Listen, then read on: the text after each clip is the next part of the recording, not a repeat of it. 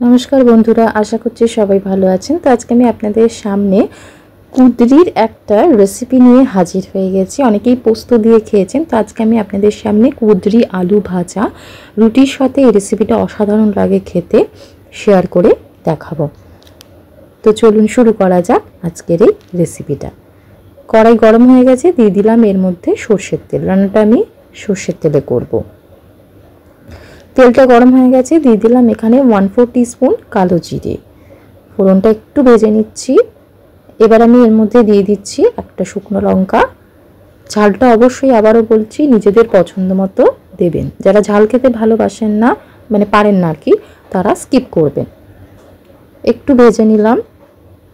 এবার আমি এর মধ্যে দিয়ে দিচ্ছি দুটো বড় সাইজের কুচনো পেঁয়াজ।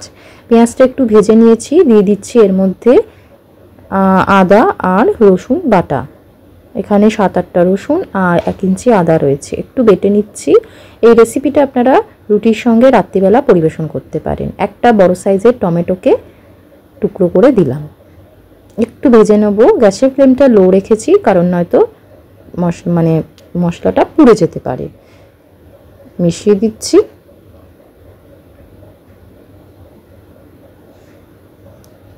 তো এবার আমি এর মধ্যে একটা কাঁচা লঙ্কা টুকরো করে দিয়ে দিলাম। এটা একটু ঝাল হলে খেতে ভালো লাগে।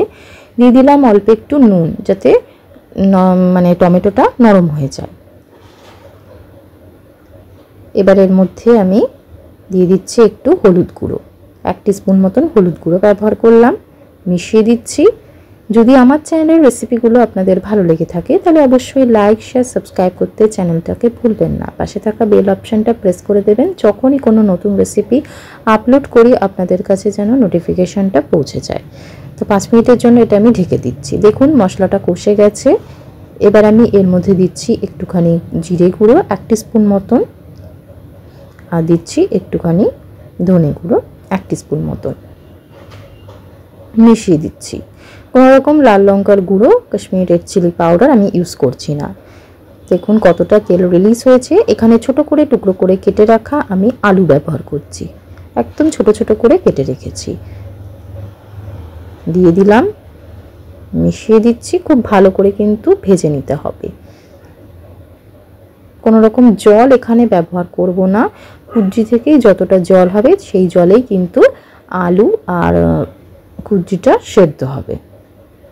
মিশিয়ে দিচ্ছি। এবার আমি এর মধ্যে দিয়ে দিচ্ছি,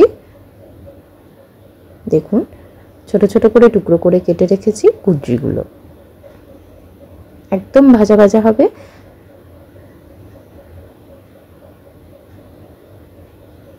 মিশিয়ে দিচ্ছি।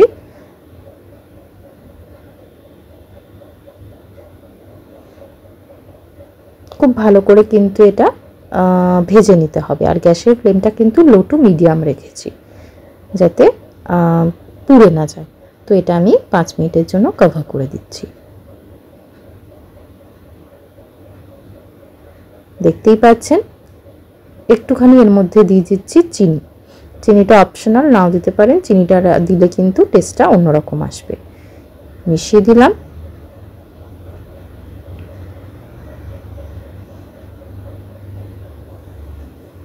আবারও এটা আমি 5 মিনিটের জন্য ঢেকে দিচ্ছি। তো দেখতেই পাচ্ছেন কুঁদরিগুলো অলমোস্ট কমপ্লিট হয়ে গেছে, মানে কুঁদরি আলু ভাজাটা। দিয়ে দিলাম অল্প একটু গরম মশলা। মিশিয়ে দিচ্ছি। রান্নাটা আমার টোটালি কমপ্লিট হয়ে গেছে। আমি এটা এবার সার্ভ করে দেবো আর গ্যাসটা বন্ধ করে দিলাম। তৈরি হয়ে গেল আমার কুঁদরি আলু ভাজার রেসিপি। দেখতেই পাচ্ছেন পুরো ব্যাপারটা একটু মাখা মাখা করেছি। অবশ্যই বাড়িতে একবার ট্রাই করবেন। আশা করছি আপনাদের খেতে ভালো লাগবে। খুব সিম্পল একটা রেসিপি আপনাদের সঙ্গে শেয়ার করলাম। ভালো লেগে থাকলে লাইক, শেয়ার করতে ভুলবেন না। ধন্যবাদ।